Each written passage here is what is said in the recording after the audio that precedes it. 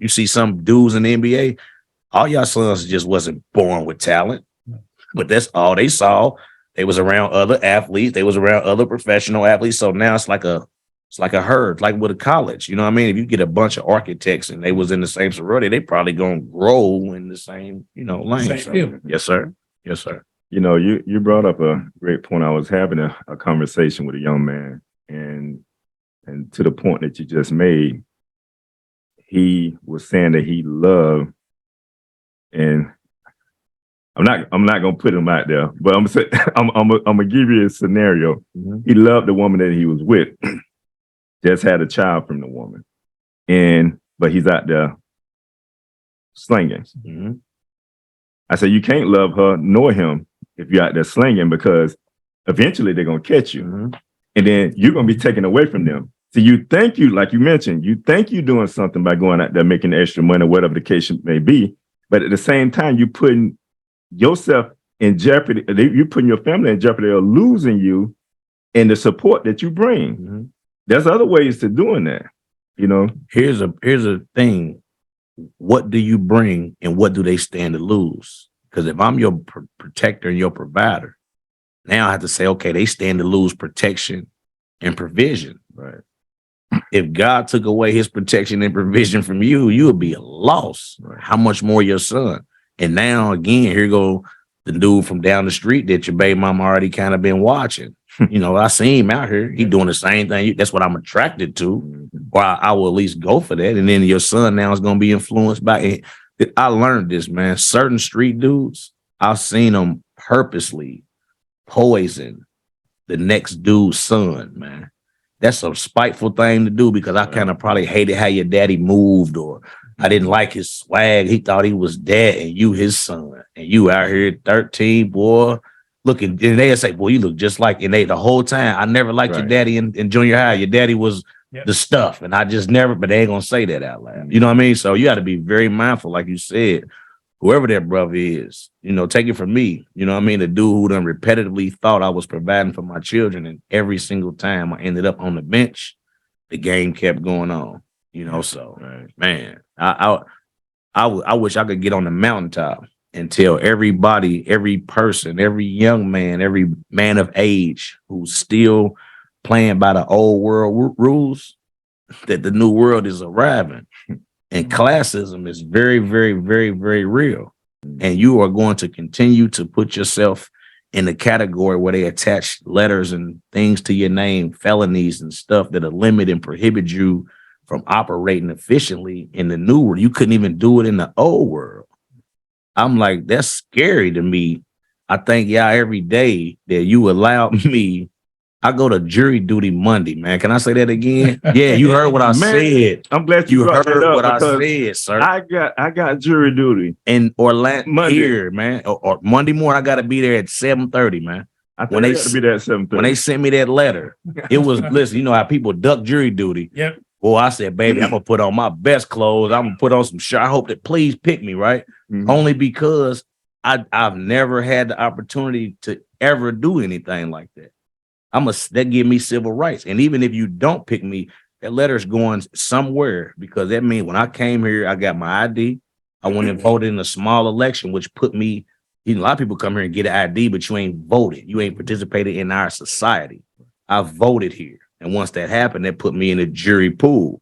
And so when they go validate you, that he's got his civil rights, it says it on there. You know how that feels? That I told my wife, you know what that means? Even because we made it to middle class according to finances. Right. You know what I mean? But you still not as middle class as you need to be if you still have these things attached to your name. So if a brother don't have it, don't get it. Don't even play with it. Stop today, like right now, like this moment. If you hear my voice, if somebody plays you this, stop, because the consequences are so dire to your overall living condition, situation, your life. It's I don't even know if you can fathom it. One of my partners got locked up during the pandemic. Mm. I was so afraid. I told my wife I'll probably never see him again. I had to accept that reality. He was working with me. He was working for my company. I put him in the house with the boys, gave him vehicle to drive. he got bored and went back to where he was from and with this same little chick, and she put a domestic. He was in jail. It scared me because I know what jail is, and I know those are the least of the concern of society when the society get bad. If war break out on American soil or riots, they're going to immediately know, okay, those group of people right there, that we don't need extra food for them. It's over. And I was scared, that afraid for my brother, man. Sorry to jump off topic, but I want brothers, whoever hear this, to know, man, if you playing in that game, man, that's the long game. They control you even out custody. You know, when you're not even in there no more, probation, somebody being able to come to your house, knock on your door, embarrass you in front of your kids, right, by just wanting to search you or take you in the pit, make you pee in a cup or any of those things, that's dehumanizing to us as men. And your children see that and that becomes normal. So make right decisions. Choose wisely, man, out here, man.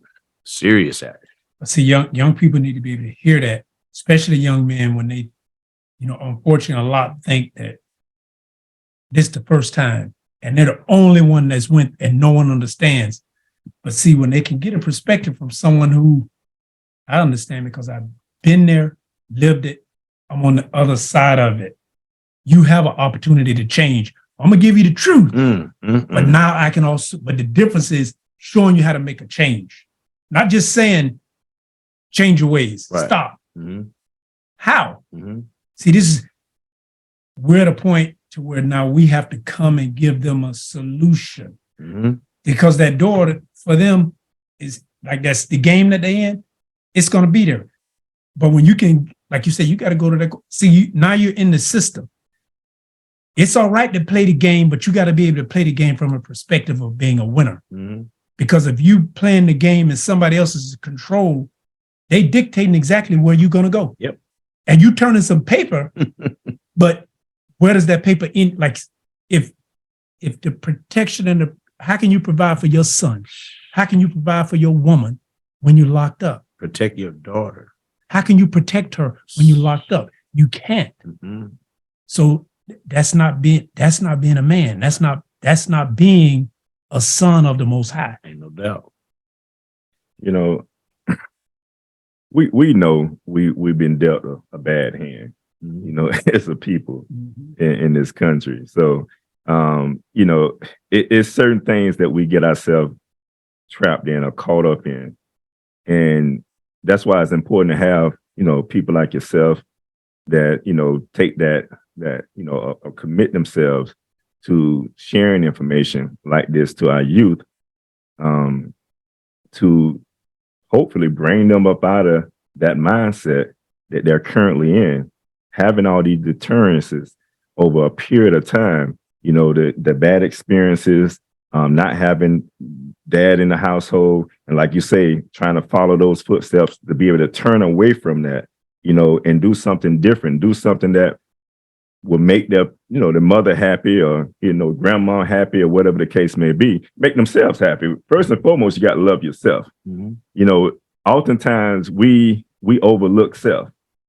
And when we overlook self, trying to do for others, you kill a part of you, because you really have to touch home with who you are in order to be helpful to anybody. Yeah. And I think that's one of the things that me myself have become very conscious and aware of is, first I have to be able to define who I am, as an individual, as a person, before I can try to assist and help you, connecting with you, like coming from that background. There's a lot of young men that we can connect with, being in the system, going through the many things that we've been through, and to come out of that fire refined, because everybody, come out of fire ain't always refined, because a fire can either consume you or refine you. No doubt. And it's a great thing to see brothers coming out of that refined opposed to being consumed, because we got too many of them being consumed by the fire opposed to being refined. No doubt. And I want to ask you, like going into, you talked about in your book, you talked about, how, these experiences and memories can develop. You mentioned, I think it was Man with someone in the book. I use him. Talked about touching the stove and getting burnt, and how he would always reflect back on that memory. How do we how do you believe one can rid themselves of those deterrents? I call them deterrents because they always stay with you and you always mindful of it, and it can bring fear to you, or it can bring back memories that can be detrimental to your mental health at that time. Mm-hmm. So how do you believe one can rid themselves of that deterrence to get them to move forward without having that fear? Okay. Well, two things. One, I don't think we have the ability to rid ourselves of it. That's a God thing. That's the Most High's job, right? When He decides to rid us of it, I have not been able to. I'm not rid of it at all, not even close, right?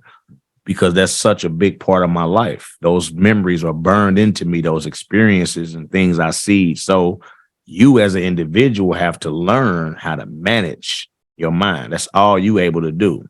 You can't control 100%, but you can very well manage it. So in the beginning of it, God has to come through and wipe your slate clean and wipe away your memory of, you know what I mean? Because I tell my wife all the time, I said, I walk up to people's door and I still somehow feel like maybe a felon, you know what I mean? Or I'm dealing with, so it's me that's still carrying that. According to the society, I'm no longer that. I've been clean for, matter of fact, I'll be home 7 years, April 15th. That's 7 years clean. That's a cycle. You already know, complete number.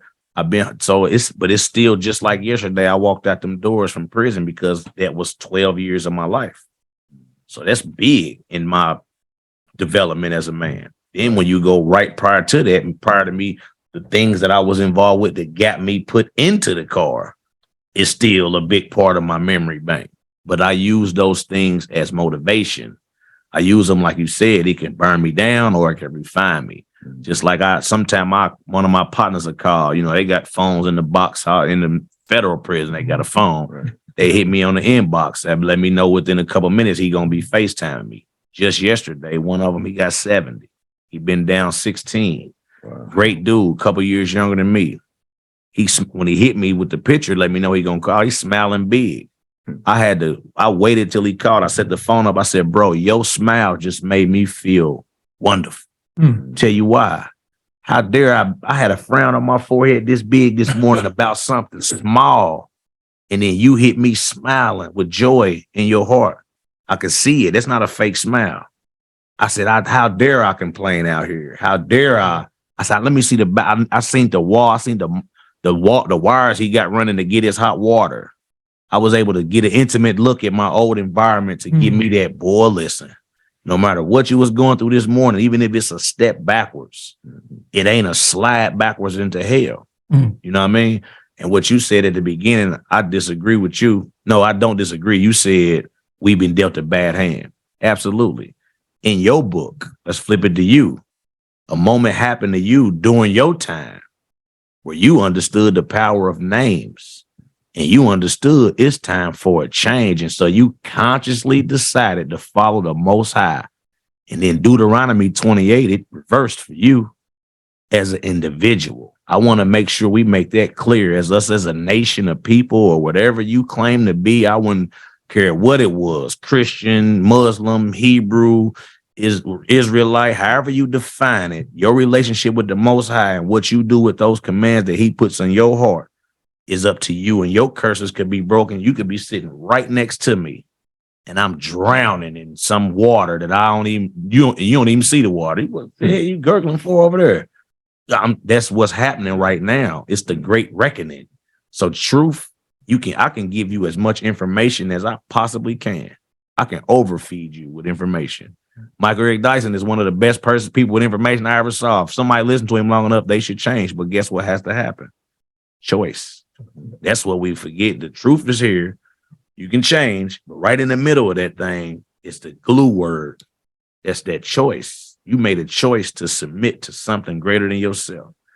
I have, you have, so many people have. So right around us, while we going through what we going through, being exposed to truth, lies, and falsehoods, because you in the same world them young boys in. You grew up in the same hood them young boys grew up in. I definitely did. You definitely did. But how you sitting here, a business owner, I seen you and your wife, boy, opening up this place. I hit my chest like, boy, that's what I'm talking about, bro. You know, I don't even know how you got here, but I salute it because you had to make some sort of choice to break that curse because we all born into it. We born into that. Now you can choose wisely. So I present truth. I've studied to show myself approved. I even demonstrate my truth every single day, but that still ain't enough to rub off on not one person who don't actively choose to make that change, man. See, it's so much that I want to touch on. I might touch too, because you said choice. Because you talk about 40 principles, and choice is one of the principles. Absolutely. But the next part in that book talks about cause and effect, and they really link. Ain't no really like married. They married. And I'm saying it because it's profound and the way it's laid out in the book. But if you can just share, see, choices, a lot of times especially we talk about young Black men, choices are paramount because there's a cause and effect. And it don't take but a split second. And then that choice can change your life forever. Whereas making the right choice, making the proper choice can also change your life. So it's just, can you talk, just, touch someone on that choice, but then that cause and effect? Because this is all coming directly from the book. Absolutely. We just going around, but this Absolutely. is directly from the book. Yep. So cause and effect are just as married as air and lungs, because you can never go find me an effect without tracing back its cause. Only cause that we can't go back to and figure out is God. Every other thing else behind that original cause, we can identify and we can trace it back. But something like an apple, I can trace it to the tree, and I can trace the tree to the seeds, and say put the seeds in the dirt. But that's about where I stop at right there. So when I get to that point of my study as a scientist, I say, oh, well, that's big cause right there, because every single thing has an effect or a cause. In the book, I use it. I say you walk past a house, it's a broken window. You don't know why the window's broke. You just walk up to your house, the window's broke. First thing you're going to start doing is looking for some object. You're looking for, why is my window broke? You look for, there go the baseball. Guess what just happened? You figured it out. The window was broke cause the baseball went through it. Then you can even go further. Cause Bobby hit the ball and I told him to stop. And guess who just got in trouble? Bobby. Not the ball. Yep. Then the window ain't do nothing. Bobby's in trouble because of that cause. Now here's where choice goes in, with that cause and effect. Because like you said, trajectory is like a split second thing. Just like if you skip a rock. I throw the rock up in the air, I pretty much know what's going to happen. It's going to hit and it's going to go straight down. But when I skip it, depending on what wave is happening at what time, that thing liable to do some other stuff and the trajectory change. Yep. Well, each one of those waves is a choice. Each one of those different, and you can see the effect of your choice. You threw it down too far. When you skip it just right, you'll skip across that water. You'll look like you've done something right because your cause, all the math that went into that affected the way that rock skips. Same with life. And in that book, one of the things I expound on is dealing with the world as it is versus the way that you want it to be. I use the word universe, and I use it with the ocean. When I used to get stressed and I live up in the Midwest, I would fly down here just to go to the ocean because the ocean is so humbling. You stand in front of that ocean and you really open up your portal and don't just be looking at the sand, the waves, and the women, it'll open you up. But if you go out in that ocean, and I had to learn this as a new Floridian, shout out to Big Florida, when that water coming this way, you try to swim out there if you want to, you'll wrestle so hard, and then by the time you look up, you'll still be almost where you was at because it's that powerful. But if you wait until it's going that way, you can almost just take your feet off the ground and you will end up way farther than you. We'd be like, hey, man, I need to get back closer to the shore. Same with life.